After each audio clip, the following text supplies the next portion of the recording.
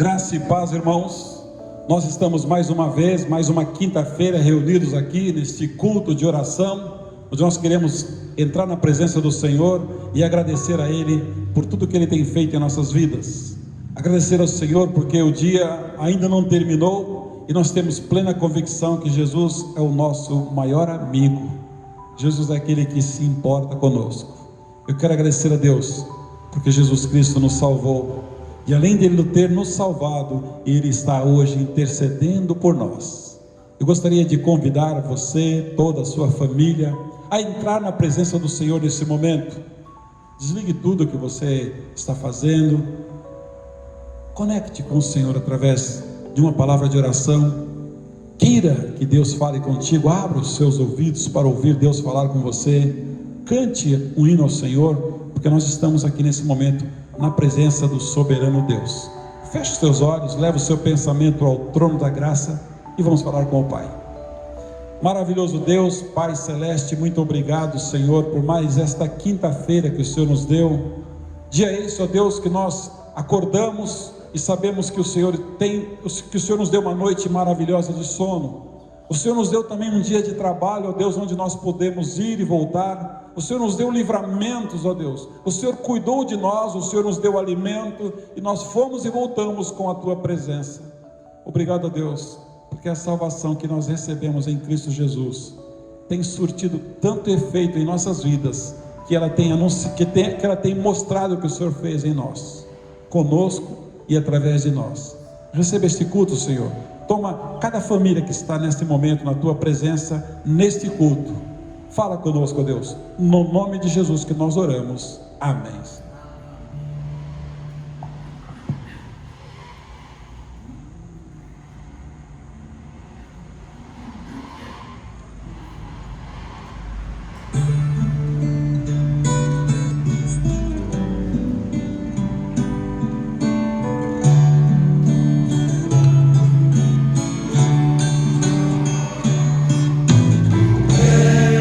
Jesus, amigo meu.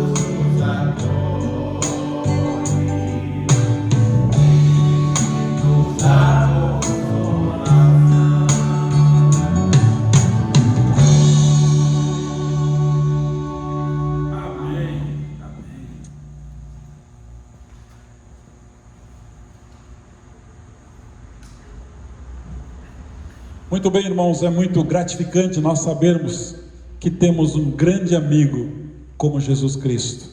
Jesus Cristo, eu posso garantir para você que é o melhor e o maior amigo que você vai ter ao longo da sua vida. Tanto é que quando ninguém se importar com você, Ele se importa contigo. Eu quero pensar com você sobre um tema do próprio Jesus Cristo, falando lá em João capítulo 11, o Evangelho de João capítulo 11, eu quero ler com os irmãos, eu vou trabalhar o capítulo, mas eu quero ler versículo 21 até o 28, João capítulo 11, um texto muito conhecido pela igreja, por cada um de vocês, sobre aquele momento da ressurreição de Lázaro, o desfecho da morte e ressurreição de Lázaro. Mas eu quero chamar a atenção dos irmãos sobre um momento onde Jesus fez um chamado. Versículo 1 diz assim: disse, pois, Marta a Jesus: Senhor, se estiveras aqui, não teria morrido meu irmão. Mas também sei que mesmo agora, tudo quanto pedires a Deus, Deus tu concederá. Declarou-lhe Jesus: teu irmão há de ressuscitar. Eu sei, replicou Marta, que ele há de ressurgir na ressurreição no último dia. Disse-lhe Jesus: eu sou a ressurreição e a vida. Quem crê em mim, ainda que morra, viverá. E todo que vive e crê em mim não morrerá eternamente. Crês isto? Sim, Senhor, respondeu ela. Eu tenho crido que tu és o Cristo, o Filho de Deus, que deveria vir ao mundo. E o versículo 28 disse: tendo dito isto, retirou-se e chamou Maria, sua irmã, e lhe disse em particular: o Mestre chegou e te chama. Até aí. Meus irmãos, esse é um relato muito interessante do poder do Senhor Jesus Cristo e a maneira como Ele age. Existem algumas implicações nesta chamada de Maria. Quando você chega nesse texto, e quando você chega num versículo como esse, do versículo 28, onde o Mestre, de uma forma em particular, chama Maria, e ela foi, e ela atendeu o chamado do Mestre, porque o Senhor queria falar com ela, o Senhor queria tratar com ela. Meus irmãos, por que Jesus chamou Maria? A sua família estava passando por uma crise, a crise era grande, o seu irmão querido havia partido, e podemos perceber que essa família não relata o nome do pai, não relata o nome da mãe, mas de um irmão querido chamado Lázaro. Então menciona Marta, menciona Maria e menciona Lázaro, um irmão amado. Ele se constituía, meus irmãos, naquele momento, na segurança da família. Era o seu irmão, porque era um costume daquela época, que aquele irmão era o responsável por cuidar delas. E ele havia morrido. Ele era a esperança da família, para aquela sociedade, para aquela família. Elas tinham, meus queridos, uma experiência com Cristo, sabiam quem era Jesus, confiaram no seu poder de cura. Então Jesus queria tratar com Maria, e Jesus quer tratar com você nesta noite. Meus irmãos, tinham Jesus como amigo da família. Como nós acabamos de cantar aqui, em Jesus amigo temos, mais chegado que um irmão, e Ele manda que levemos tudo a Deus em murmuração, reclamação? Não, em oração. Meus irmãos, Ele era considerado como esse amigo da família, e mandaram chamar Ele, mandaram chamar Jesus, dizendo que aquele amigo que Ele tanto amava, estava enfermo. Quando ela pediu para chamar Jesus, Lázaro ainda estava vivo, mas Jesus não veio no tempo que elas consideravam o ideal. Jesus não veio no tempo humano, mas Ele veio no tempo de Deus. Meus queridos, Deus tem um tempo para todas as coisas. Eclesiastes trata isso. Há um tempo, e o tempo de Deus não é o nosso tempo. Para Deus, meus irmãos, a enfermidade ou a morte é a mesma coisa. Jesus vai lá e ressuscita Lázaro. Jesus havia curado a sogra de Pedro. Jesus havia curado a vista de cegos. Jesus já havia, meus irmãos, acalmado tempestade. Jesus já havia resolvido os problemas que a humanidade não tem poder para resolver. Então ele não veio no tempo humano, mas no tempo de Deus, para que o Senhor Deus pudesse ser glorificado através das suas atitudes. Aliás, Jesus sempre glorificou o Pai. Sabe, meus irmãos, elas continuaram crendo que Jesus era o Filho de Deus. Versículo 27 diz bem isso. Elas continuaram acreditando que o Senhor era o Filho de Deus, mas estavam ali engasgadas com muitas interrogações, e o refrão daquela família naquele momento era o versículo 21. Era o refrão que aquela família repetia: se tu tivesses aqui, meu irmão não teria morrido. Ou seja, a culpa de Lázaro ter morrido era porque Jesus não estava lá. Vocês já pararam para prestar atenção que a gente volta e meia culpa a Deus pelos nossos problemas ou pelos nossos acontecimentos? E se Lázaro não tivesse ressuscitado, era o tempo dele. Meus irmãos, este era o refrão daquela família. Jesus sabia o que se passava no coração de Maria, Jesus sabia o que se passava no coração de Marta, mas elas tinham que entender que Deus tem sua maneira própria de operar na vida de cada um. Deus tem a sua maneira própria de operar no meio da igreja.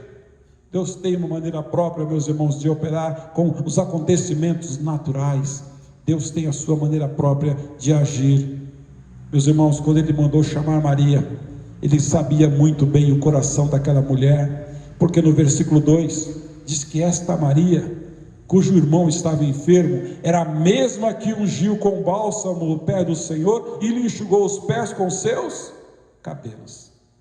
Jesus sabia que aquela mulher tinha uma grande consideração por Ele, que ela enxergava Ele como o Emanuel, o Deus conosco, como o Messias esperado, como aquele, meus irmãos, que tem poder para perdoar pecados, como aquele, conforme o profeta Isaías disse, meus irmãos, que levou sobre si todas as nossas dores, todas as nossas enfermidades, e pelas suas pisaduras nós fomos sarados. Ela sabia muito bem disso. Mas por que Jesus chamou Maria? Meus irmãos, o mestre está aqui e te chama. Foi o que Marta falou. Jesus ainda não tinha entrado na aldeia, meus irmãos, foi ao encontro. Quando Marta ficou sabendo, ela foi ao encontro e Jesus manda chamar. Talvez Maria deve ter pensado assim: mas que hora de aparecer, Jesus? Depois que tudo está acabado, meu irmão já está enterrado há 4 dias. Talvez ela deve ter ouvido alguém cutucando ela, falando assim: olha, nem no velório ele veio. Talvez você deve estar pensando em situações bem parecidas como nos dias de hoje. Vocês perceberam como que as coisas acontecem? Como que as pessoas veem a ação de Deus em nossa vida? Meus irmãos, quando os seus amigos viram Maria se levantando apressadamente, no versículo 21, porque Marta falou: Jesus está te chamando. Quando ela levantou para ir ao encontro de Jesus, saíram acompanhando ela, todos que estavam ali pensando que ela ia chorar no sepulcro. Mas ao contrário do que todos pensavam, meus irmãos, ela estava indo para ter um encontro com o Mestre. Quando todos estavam pensando que ela ia ter um encontro com o morto, ela estava indo para ter um encontro com o Senhor da vida. Aquele, meus irmãos, conforme Ele disse: eu sou a ressurreição e a vida. Talvez tivessem muitas interrogações para fazer a Jesus. Ela era humana. Os seus amigos a razoavam. Versículo 37, era um arrazoado nos ouvidos daquela mulher. Versículo 37, não podia ele que abriu os olhos do cego fazer também com que ele não morresse? Ou seja, ele pode tantas essas coisas, e agora com o seu amigo Lázaro, deixou morrer. Vocês prestaram atenção, meus irmãos, que muitas pessoas ficam querendo colocar Deus à prova a todo momento? Sabe, igreja, mas eles imaginavam que Jesus era limitado em seu poder de realizar milagres e estavam redondamente enganados. Eu quero falar para vocês algumas razões porque Jesus chamou Maria. Olhando para esse texto, eu posso perceber que Maria exercia ali uma liderança. Lázaro já tinha morrido, então agora ela passou a exercer uma liderança dentro do lar, e pelo visto, dentro da sua aldeia, porque as pessoas olhavam para as atitudes dela. Maria, meus irmãos, estava emocionalmente abalada, parecia que a sua esperança agora estava enterrada com ela lá no sepulcro. Como é que a gente se lida com a morte? Às vezes a gente sepulta um parente, um avô, uma avó, um pai, uma mãe, e aí parece que a gente sepultou a esperança lá também. Meus irmãos, nós não podemos sepultar a nossa esperança com quem morreu. Precisamos depositar a nossa esperança em Jesus Cristo. Maria precisava de uma renovação espiritual. Ela acreditava em Jesus, mas ela estava em crise. Mas uma coisa, quando o versículo disse: olha, o mestre te chama, ela pulou, levantou: vou ter com Jesus. Ela não ouviu os lamentadores. Não, eu vou ao encontro de Jesus. Maria e toda aquela comunidade, meus irmãos, foram invadidos por uma incredulidade crônica daquele momento de tanta murmuração. O que vai acontecer? Mas ela obedeceu. Maria precisava ver a glória de Deus. Vamos comigo no versículo 40. Respondeu Jesus: não te disse eu que se creres verás a glória de Deus? Primeiro Jesus falou: ele dorme. Depois Jesus disse: eu vou lá ressuscitar. Depois ele disse: Lázaro, sai para fora.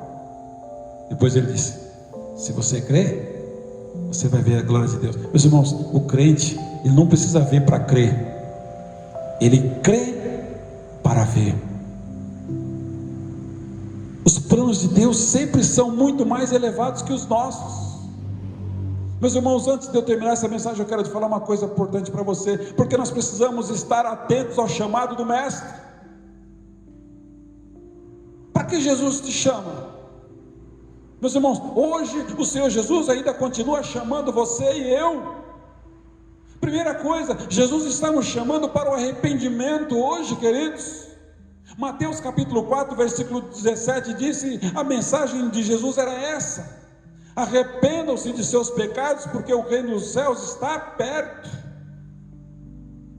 Talvez ele não está chamando hoje para ressuscitar ninguém lá do túmulo, mas ressuscitarmos, meus irmãos, da morte espiritual. Quantas pessoas estão nesse exato momento espiritualmente mortos, largados nos seus sofás, largado na cama, largado nos vícios, embriagados ou fazendo todo tipo de torpeza, duvidando e botando dúvida em quem está nos caminhos de Deus. Ele chama você hoje para o arrependimento. Jesus hoje está chamando você, meu irmão e minha irmã, para o serviço. Mateus capítulo 4, versículo 18, Jesus chega ali no lago, na Galileia.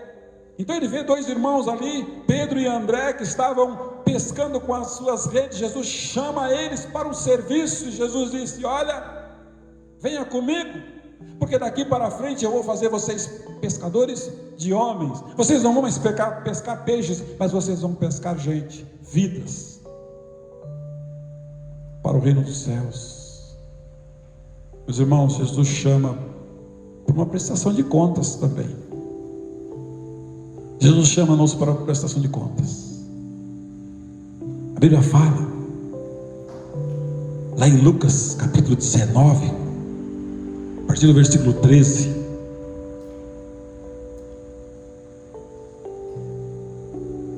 Lucas capítulo 19, versículo 13 em diante, a parábola das 10 minas ali.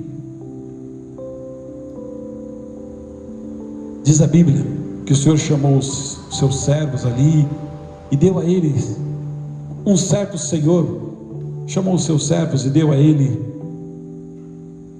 o equivalente a 100 denários, ou seja, 100 dias de trabalho. vou ler para vocês, para a gente entender melhor. Chamou 10 dos seus servos, confiou-lhes 10 minas, e lhes disse: negociai até que eu volte. Os seus concidadãos o odiaram, e enviaram após ele uma embaixada, dizendo: não queremos que este reine sobre nós. Quando ele voltou, depois de haver tomado posse do reino, mandou chamar o seu servo, a quem dera o dinheiro, a fim de saber que negócio cada um teria conseguido. Aí chegou o primeiro. Jesus chamou, chamou o seu senhor chamou para prestar contas. O que você fez? Ele disse o seguinte: eu multipliquei 10 vezes. Veio o segundo, eu multipliquei 5 vezes. E veio o terceiro, eu enrolei num pano de linho e guardei. O que Jesus está falando? Eu te dei talentos, eu te dei dons, eu te dei para você investir no reino. O que você fez? Volta e meia Jesus está chamando a gente para prestar conta, meus irmãos, daquilo que Ele nos deu, para que nós o devolvamos em bênçãos. Jesus te chama hoje para vigiar. Jesus quer que você vigie, meus irmãos. Na parábola das 10 virgens de Mateus 25:13, uma voz foi dita: vigiai, porque não sabemos o dia nem a hora que vem o seu Senhor, que vem o noivo. E Jesus te chama para casa. Na oração sacerdotal de João 17:24, o Senhor disse: Pai, a minha vontade é que onde eu estou estejam também comigo os que me deste. Jesus quer que você esteja com Ele, para que vejam a minha glória que me conferiste, porque me amaste antes da fundação do mundo. Meus irmãos, aquele momento da ressurreição de Lázaro foi profundo, para que todos pudessem ver a glória de Deus.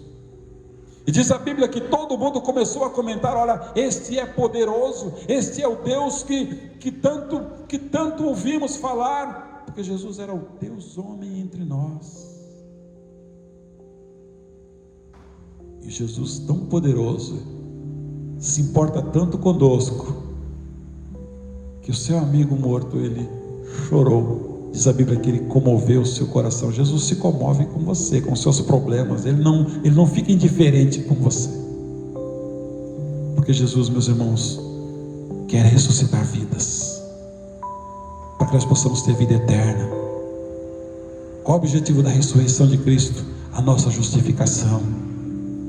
Ele quer dar para mim e para você, conforme eu disse, vida eterna, que só tem nele.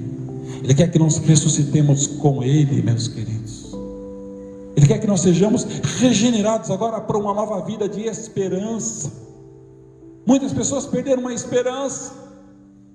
4 dias depois que Lázaro já havia sepultado, já havia morrido, a esperança tinha ido embora. Mas quando Jesus chegou, a esperança chegou. Talvez na sua casa não tenha mais esperança. Talvez você não acredita mais que o seu casamento possa voltar a ser como era no começo. Talvez você não tenha mais esperança nos seus filhos.